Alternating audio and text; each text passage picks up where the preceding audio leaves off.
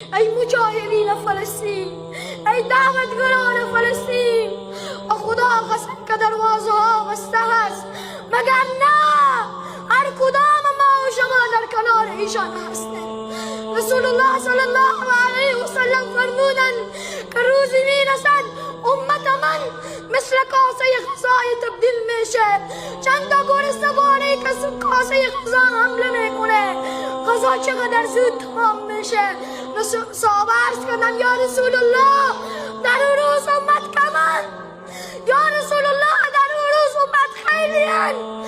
رسول الله گفتن نه، امت به میلیون ها میرسه، امت به میلیاردها میرسه، ولی دو چیز در بینشان میآیه، حب الدنیا و کراهیت الموت.